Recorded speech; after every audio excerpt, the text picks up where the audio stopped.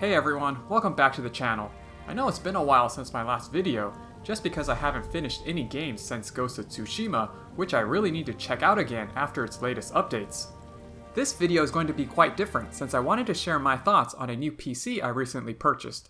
It is a middle to upper tier price point pre-built gaming PC I bought last month, and I wanted to share my thoughts for those that might be looking to do the same in November with a lot of big budget games coming out this month.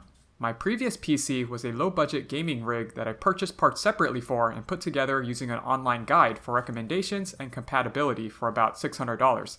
That was more than 5 years ago, so I thought it was about time to invest in a new machine as I would have to replace pretty much all the parts by this time anyway. For those interested in building your own PC and getting the most bang for your buck, I would recommend the website Hardware Revolution, as you could find parts for a budget to high-end gaming PC that you could put together yourself. This time around, I decided to go with a pre-built for a variety of reasons. First is that parts like the graphics card, motherboard, and power supplies have been going out of stock since the beginning of the pandemic, with inconsistent restock times.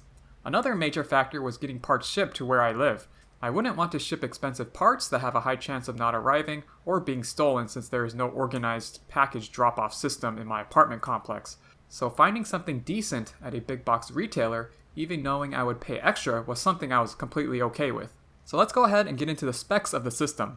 Just as a disclaimer, this won't go into specifics about performance, and I'm far from a computer expert. I'm not even sure what overclocking is, so take my opinion with a grain of salt or whatever that idiom is. The pre-built I purchased was the CyberPowerPC model SLC7600BST. Here are the specifications on the box. Operating system, Windows 10 Home.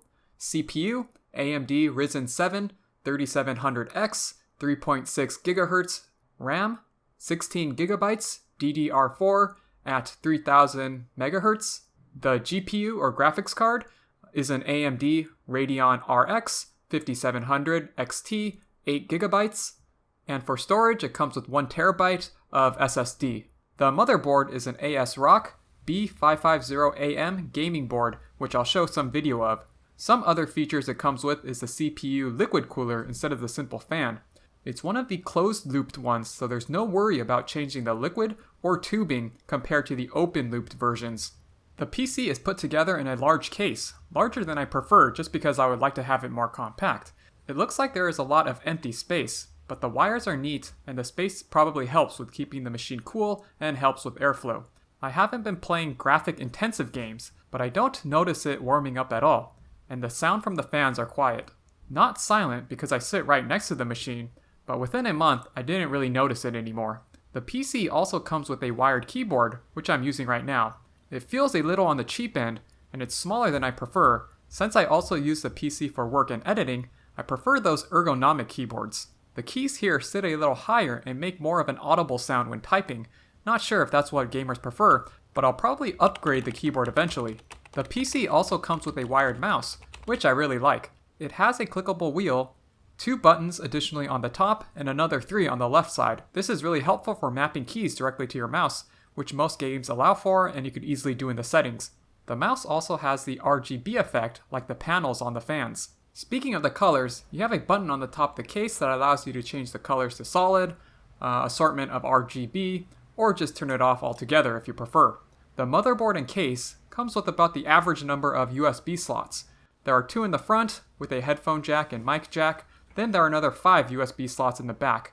I'm not sure which type of USB slots there are and how much of each, but I would have liked just to see more USB slots in general. Just because I'm already using 2 of them for the keyboard and mouse, I have a USB mic, the Elgato game capture card that takes up another 2 slots.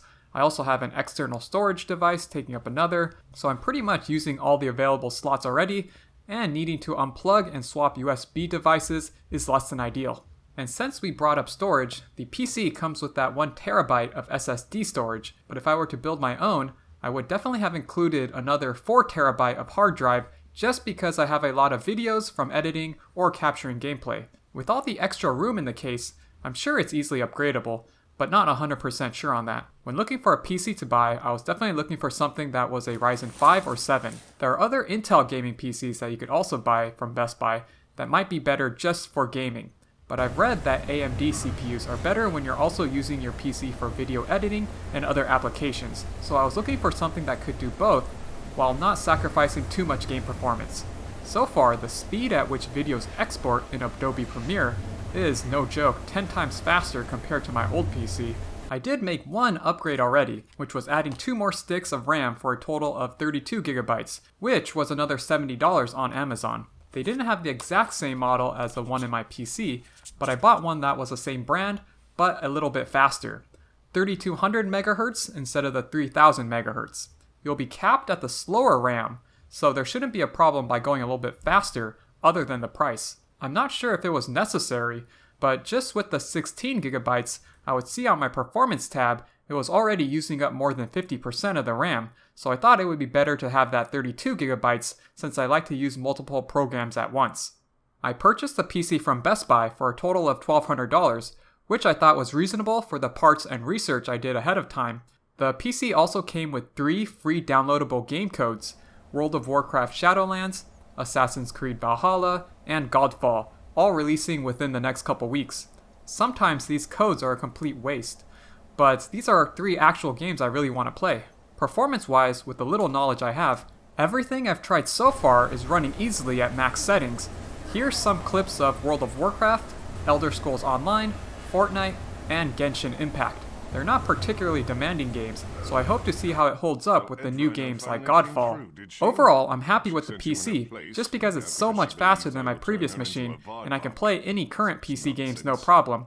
So far, there has been one major issue since I purchased it about a month ago. I've had the computer crash on me a handful of times when playing a game or editing a video. The screen just turns a solid green color and restarts a few seconds later. It could be an issue with the RAM I added, but one reason I've never really been a PC gamer is the frequent crashes and compatibility issues, so if the crashing gets worse and I can't find a solution, I'll probably reach out to CyberPowerPC to see how the 1-year limited warranty works. I hope to update you all again in another video in a few months to see how the machine is still holding up, especially after playing those games that came with those free redeemable codes. Let me know what experience you all have had with CyberPowerPC, or leave comments for those that might be looking to buy the same model or similar one in the future. I hope to have more reviews and content coming out soon. Thanks for watching and sticking with the channel, and see you next time.